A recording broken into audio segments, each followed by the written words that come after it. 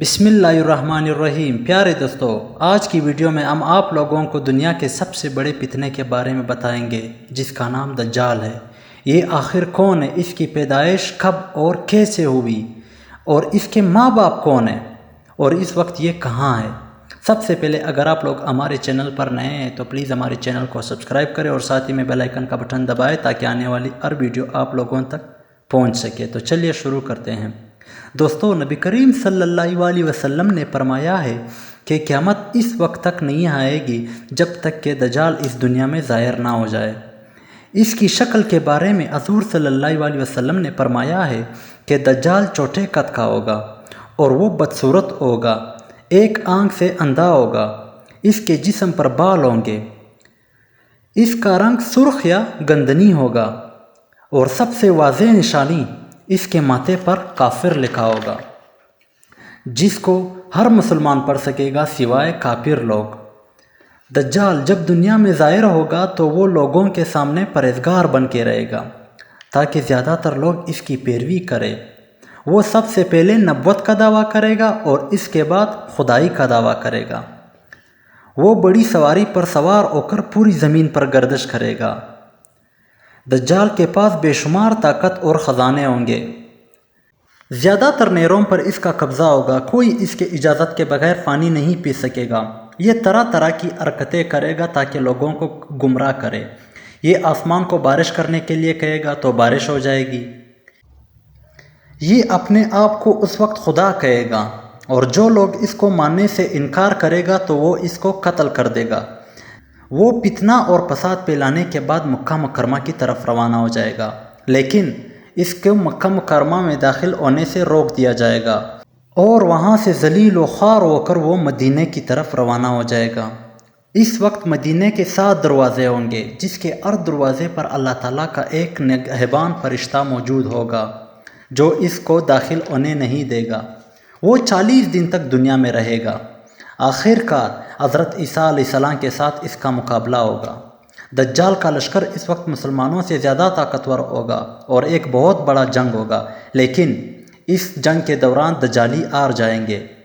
دجال عیسیٰ علیہ السلام کے ڈر سے فلسطین کی طرف روانہ ہو جائے گا، لیکن عیسیٰ علیہ السلام اس کا پیچھا کرتے ہوئے مقام لوط پر اس کو پکڑ لے گا اور اللہ تعالیٰ کے حکم سے اس کو قتل کر دے گا۔ اب بات کرتے ہیں کہ دجال کون ہے۔ اس کے متعلق مختلف روایات ہیں، جیسے کہ حضور صلی اللہ علیہ وسلم کے زمانے کی بات ہے کہ جب مکہ سے مدینہ کی طرف کچھ لوگ ہجرت کر رہے تھے، انہی دنوں میں مدینہ کے اندر ایک یہودی عورت نے بچے کو جنم دیا جو کہ پیدائشی بہت ہی عجیب و غریب تھا۔ اس کا نام ابن سیاد تھا۔ جب اس کی ماں کو اس کی عجیب و غریب حرکتوں کا پتہ چلا تو وہ حضور صلی اللہ علیہ وسلم کے پاس آئی اور گزارش کی کہ آپ اس بچے کا معائنہ کریں۔ ایک دن آپ صلی اللہ علیہ وسلم اس کے گھر کی طرف روانہ ہوئے تو آپ صلی اللہ علیہ وسلم نے دیکھا کہ وہ انصاری بچوں کے ساتھ کھیل رہا ہے۔ آپ صلی اللہ علیہ وسلم اس کے قریب گیا اور اس کے کمر پر ایک ضرب لگائی اور فرمایا کہ کیا تم گواہی دیتے ہو کہ میں اللہ تعالیٰ کا رسول ہوں؟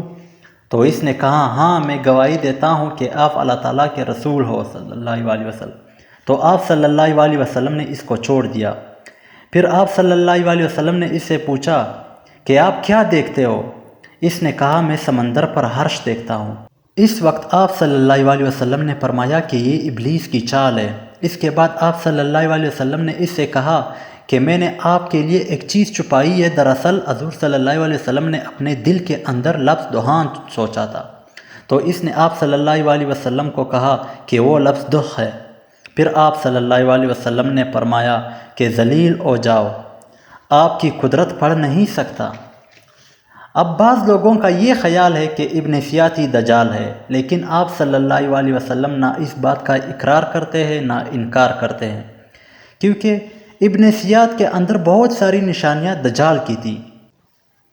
لیکن بعض جگہ یہ بات ہوتی ہے کہ ابن سیاد دجال نہیں ہے، کیونکہ وہ آپ صلی اللہ علیہ وسلم پر ایمان لائے تھے، بلکہ دجال حضرت سلیمان علیہ السلام کے دور میں جنات اور انسانوں کے ملاپ سے پیدا ہوا تھا اور اس کے ماں باپ کو قتل کر دیا تھا اور اس کو ایک جزیرے کے اندر بند کر دیا تھا۔ دجال آج بھی اس جزیرے کے اندر بند ہے۔ حضرت امام زرکاری رحمۃ اللہ علیہ بیان کرتے ہیں کہ دجال تب پیدا ہوا جب حضرت آدم علیہ السلام کو جنت سے نکالا تھا۔ حقیقت تو یہ ہے کہ وہ قیامت کے قریب نظر آئے گا۔ اب کون ہے، کہاں پیدا ہوا ہے، اس کے ماں باپ کون ہیں، اس کی علم صرف اللہ تعالیٰ کی ذات ہے، کیونکہ اللہ تعالیٰ ہی سب کچھ جانتا ہے۔ اللہ تعالیٰ ہم سب کو اس فتنے سے بچائے اور نیک راہ پر چلنے کی توفیق عطا فرمائے، آمین۔ اللہ حافظ۔